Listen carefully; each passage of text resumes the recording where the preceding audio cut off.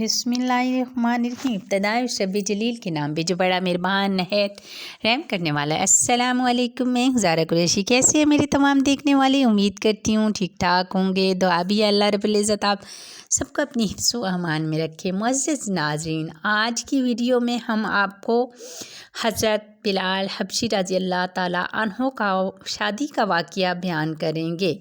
लेकिन वीडियो में आगे बढ़ने से पहले अगर आप हमारे चैनल पर नए हैं तो बराए मेहरबानी इस्लामी हिस्ट्री विद ज़ारा कुरैशी को सब्सक्राइब कर लें ताकि आने वाली हर मालूमाती और इस्लामी स्टोरीज़ आपको मिलती रहें।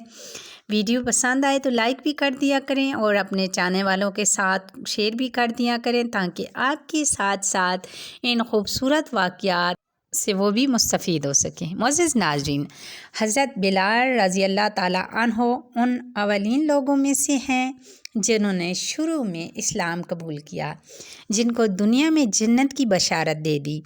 हज़रत बिलाल रज़ी अल्लाह ताला अन्हो मक्का में पैदा हुए, जबकि बुनियादी तौर पर आपका ताल्लुक़ इब्न सीना से था, जिससे आजकल इथियोपिया के नाम से जाना जाता है। आप सल्लल्लाहु अलैहि वसल्लम के 3 बरस बाद पैदा हुए। आपका पूरा नाम बिलाल बिन अबी रबास है।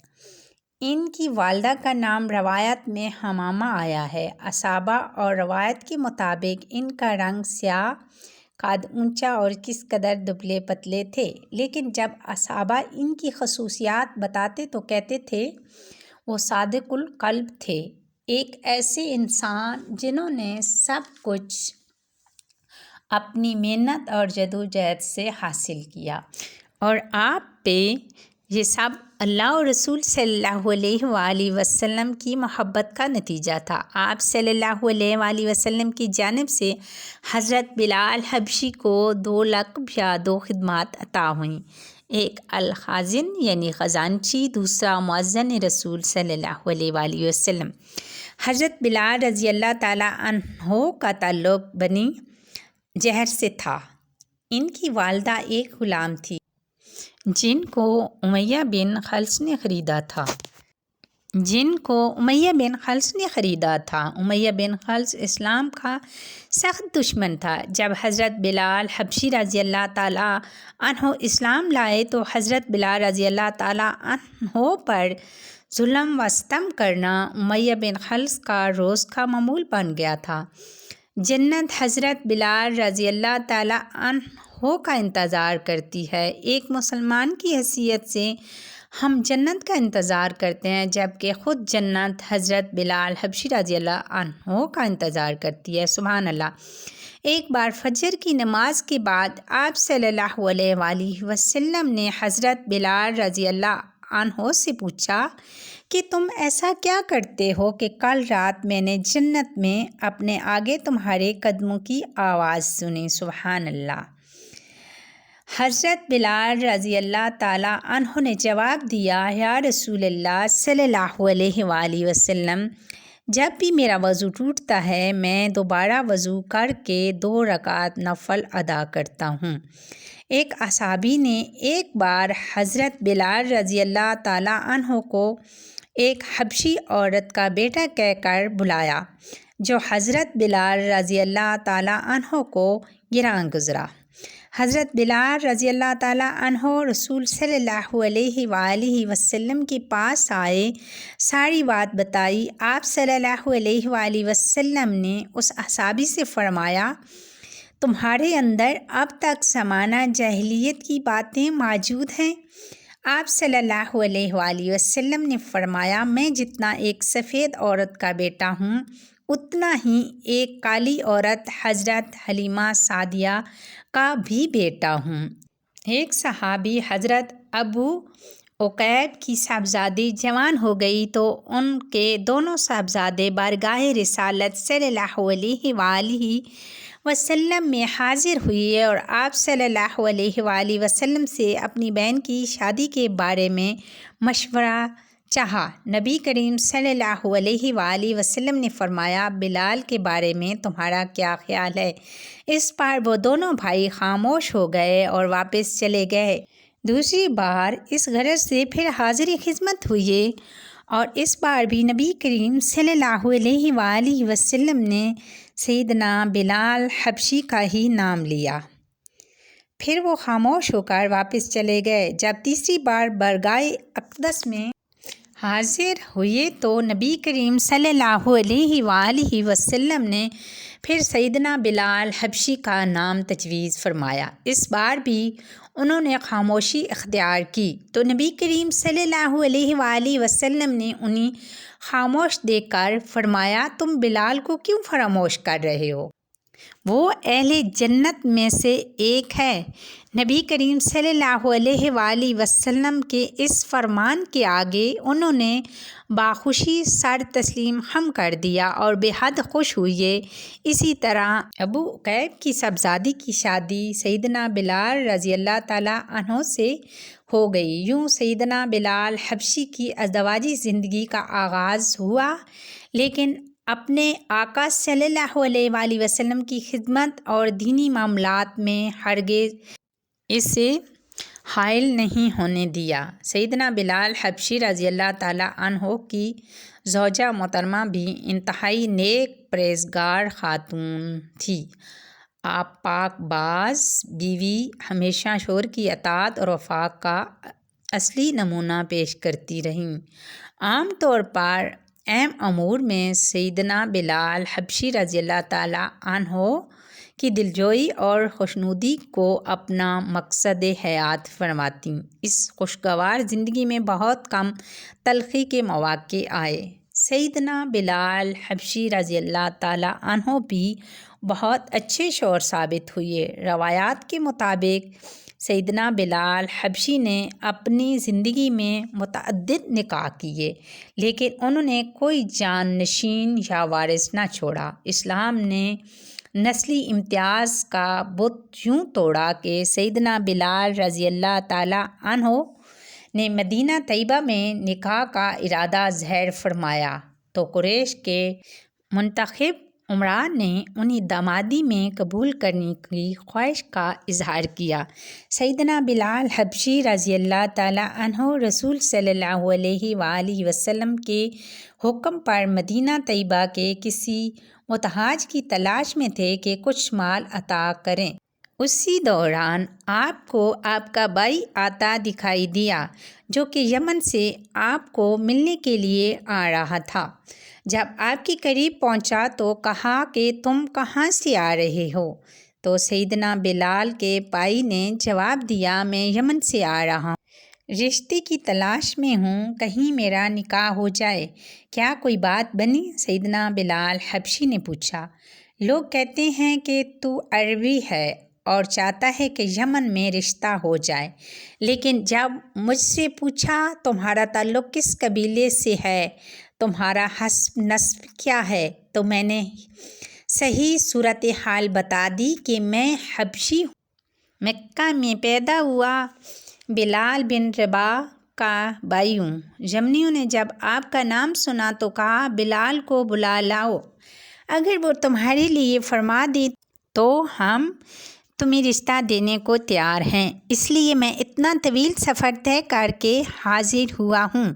سیدنا بلال حبشی نبی کریم صلی اللہ علیہ وآلہ وسلم سے اجازت لے کر اپنے بھائی کے ساتھ یمن روانہ ہو گئے۔ دونوں بھائی سفر کر کے رات کے وقت یمن میں پہنچے۔ صبح ہوتے ہی آپ اپنے بھائی کو لے کر اس گھر تشریف لے گئے جہاں پر رشتہ مطلوب تھا۔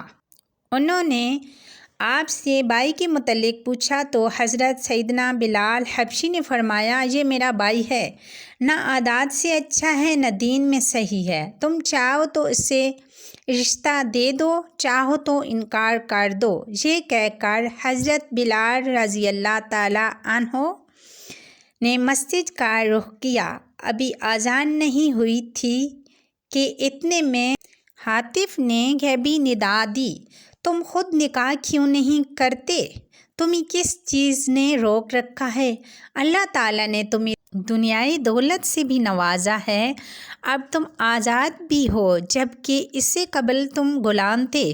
سیدنا بلال حبشی نے ہاتف غیبی پر سوچ میں پڑ گئے، آخر فیصلہ کیا کہ خود نکاح کرنا چاہیے۔ نماز سے فراغت کے بعد احباب سے مشورہ کیا کہ کس سے رشتہ لیا جائے۔ طے پایا کہ آپ کا رشتہ ہند الخولانی موضوع ہے۔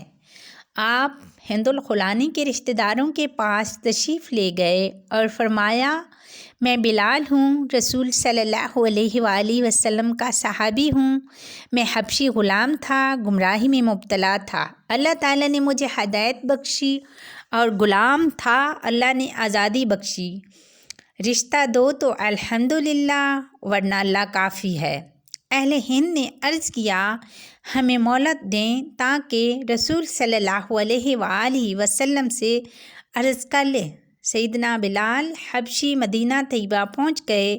کچھ عرصے کے بعد یمنی بھی مدینہ طیبہ آ گئے اور مسجد نبوی صلی اللہ علیہ وآلہ وسلم میں آ کر برگاہ رسالت صلی اللہ علیہ وآلہ وسلم میں عرض کیا کہ ہم یمنی ہیں۔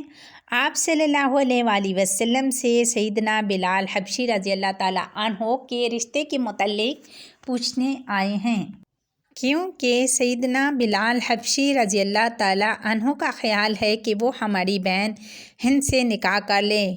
ہم نے ان سے مہلت مانگی ہے تاکہ آپ صلی اللہ علیہ وآلہ وسلم سے مشورہ لیں اور آپ صلی اللہ علیہ وآلہ وسلم کی کیا رائے ہے۔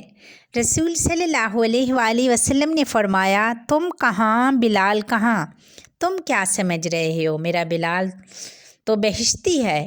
اب ہند الخولانی کے رشتہ داروں کی آنکھ کھلی کہ سیدنا بلال حبشی رضی اللہ تعالیٰ عنہ تو بڑی شخصیت ہیں، ان کے ساتھ رسول صلی اللہ علیہ وسلم کا کتنا پیار ہے، اس لیے نکاح کی ٹھان لی۔ فوراً ہند کا رشتہ سیدنا بلال کے ساتھ کر دیا۔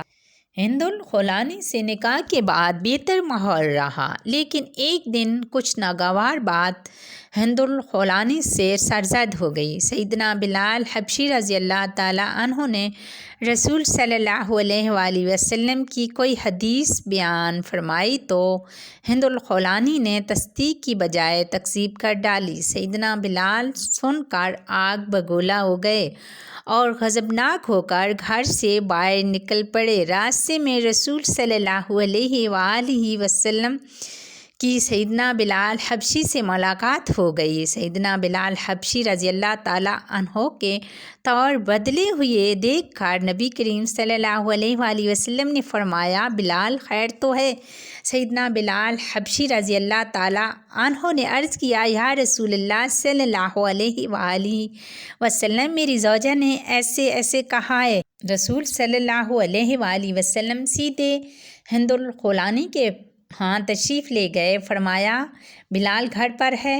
ہند الخولانی نے عرض کیا، نہیں۔ آپ نے فرمایا، تم نے میرے بلال کو ناراض کیا ہوگا۔ ہند الخولانی نے عرض کیا، نہیں یا رسول اللہ صلی اللہ علیہ وآلہ وسلم، وہ مجھ سے بہت پیار کرتے ہیں۔ آپ صلی اللہ علیہ وآلہ وسلم فرمائیے، کیا انہوں نے میری کوئی شکایت کی ہے؟ رسول صلی اللہ علیہ وآلہ وسلم نے فرمایا، ہاں شکایت کی ہے، لیکن وہ حق پر ہیں اور تو غلطی پہ۔ آئندہ سے خیال کرنا، میرے بلال کو کسی وقت بھی ناراض نہ کرنا۔ اس کے بعد سیدنا بلال حبشی گھر واپس آئے تو ہند الخولانی نے معذرت کر لی اور اپنی غلطی کا اعتراف کیا۔ پھر کبھی کوئی آپس میں اختلاف نہ ہوا۔ ہجرت مدینہ کے بعد سیدنا بلال حبشی رضی اللہ تعالیٰ عنہ اس اہل صفہ میں شامل ہو گئے تھے۔ اہل صفہ میں سے اگر کسی کا نکاح ہو جاتا تو مسجد نبوی کے چبوترے سے اپنے گھر منتقل ہو جاتا تھا۔ اسی طرح جب سیدنا بلال حبشی کا نکاح ہوا تو آپ بھی الگ رہنے لگے، مگر آقا صلی اللہ علیہ وآلہ وسلم کی خدمت اور معاملات میں شادی کو ہرگز حائل نہیں ہونے دیا۔ دعا ہے اللہ رب العزت ہم سب کو رسول صلی اللہ علیہ وآلہ وسلم کی سنت پر عمل کرنے کی توفیق عطا فرمائے، گناہوں سے ہماری حفاظت فرمائے اور ہمیں زیادہ سے زیادہ نیکیاں کرنے کی توفیق عطا فرمائے، اور جو زندگی ہمیں دی ہے وہ ایمان پہ دے اور ہمارا خاتمہ بھی ایمان پہ کرے۔ آمین ثم آمین۔ اسی دعا کے ساتھ امید کرتی ہوں آج کی ویڈیو پسند آئی ہوگی۔ اسی امید کے ساتھ اجازت چاہتی ہوں۔ انشاءاللہ بہت جلد ایک نئے واقعات، ایک نئی سٹوری، ایک نئی ہسٹری کے ساتھ ملتے ہیں۔ اللہ حافظ۔